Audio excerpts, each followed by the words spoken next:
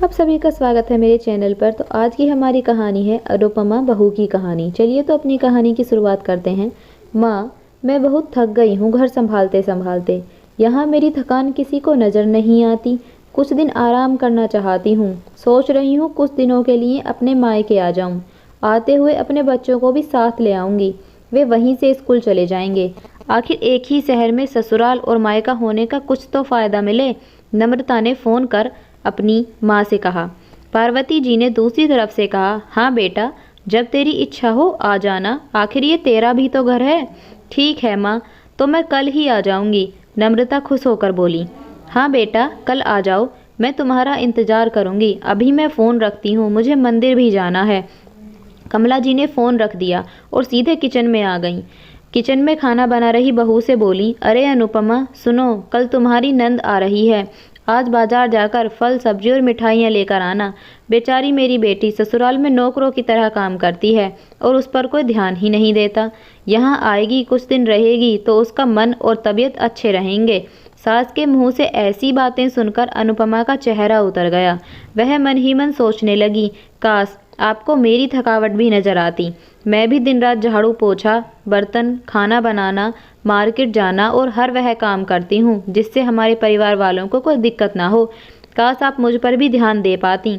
आपकी बेटी तो जब मन में आता है तब यहाँ आ जाती है, लेकिन मैं साल में एक बार ही अपनी माँ के पास जाती हूँ, तब भी आपको प्रॉब्लम होती है। मैं भी इंसान हूँ, मेरा भी मन है, मुझे भी लगता है अपने माँ के पास जाकर थोड़ा आराम करूँ, सुख दुख की दो चार बातें करूँ, अपना मन हल्का करूँ। भगवान, अब तुम ही कुछ करो ताकि मेरी सास की आंखें खुलें और उसे मेरी थकावट भी नजर आए। शाम तक भगवान ने जैसे अनुपमा की सुन ली और उसकी ननद का फ़ोन आया। ननद ने अपनी माँ से कहा कि उसकी सास ने उसे मायके आने के लिए मना कर दिया है, इसलिए इस बार वो नहीं आ सकती। पार्वती जी बोली, ऐसे कैसे मना कर दिया? पहले तो कभी वह तुम्हें आने के लिए नहीं रोकती थी, इस बार भला क्या हो गया? लाओ मेरी बात कराओ, उसे मैं समझाती हूँ। नम्रता ने फ़ोन अपनी सास के पास दिया। पार्वती जी ने कहा, नमस्कार समधन जी, आपसे कुछ कहना था। समधन जी ने कहा, कहिए। दरअसल नम्रता कल त्योहार है, इसलिए अपने मायके आना चाहती है। अगर आप उसे भेज दें तो अच्छा रहेगा। नम्रता की सास ने कहा, देखिए समधन जी, आपकी बेटी मायके जाकर रहे, इस बात के लिए हमने उसे कभी नहीं रोका और इस बात से हमें कोई प्रॉब्लम है भी नहीं। कुछ दिनों पहले मैं अपने रिश्तेदार के शादी में गई थी। वहाँ आपकी बहू अनुपमा की माताजी से मिलने का मौका मिला।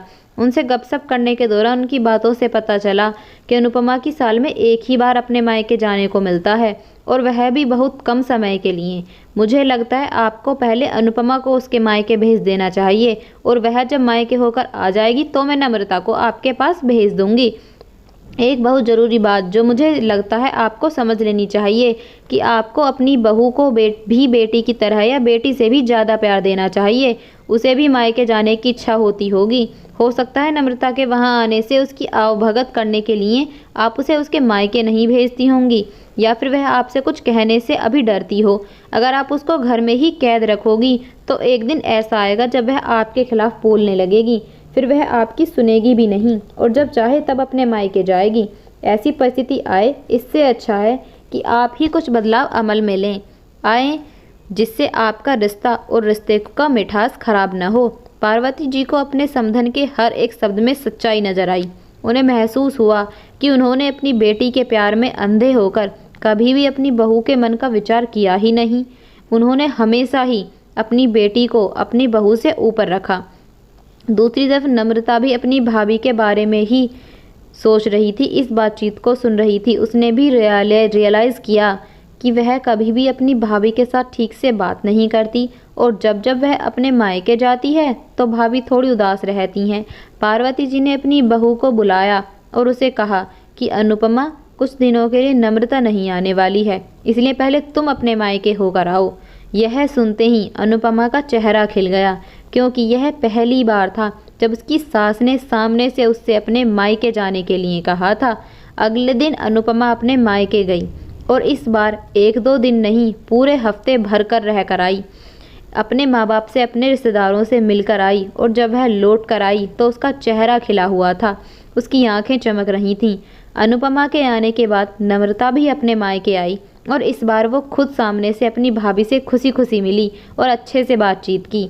नम्रता ने अपनी माँ से बात करके उन्हें भी अच्छे से समझने में मदद की कि वह कहीं न कहीं अनुपमा के साथ गलत व्यवहार कर रहे थे। दूसरी तरफ अनुपमा अपने ससुराल वालों के बदले रवैया से बहुत खुश थी। अब वह खुशी खुशी सबका ध्यान रखती और हर काम प्यार से करती। वह ध्यान रखती कि कोई भी ऐसी बात या काम न करे जिससे घर में तनाव का माहौल पैदा हो। पार्वती जी अपनी बहू को खुद ही समय समय पर मायके भेज दिया करती। एक छोटे से बदलाव ने सास बहू और भाभी ननद के बीच की कड़वाहट को दूर कर दिया और रिश्तों को और भी ज़्यादा मीठा और मजबूत कर दिया था। तो दोस्तों, आपको ये हमारी कहानी कैसी लगी कमेंट में ज़रूर बताएं। वीडियो को लाइक करें, चैनल को सब्सक्राइब करें और बेल आइकन को भी प्रेस कर दें। Thanks for watching. Bye bye.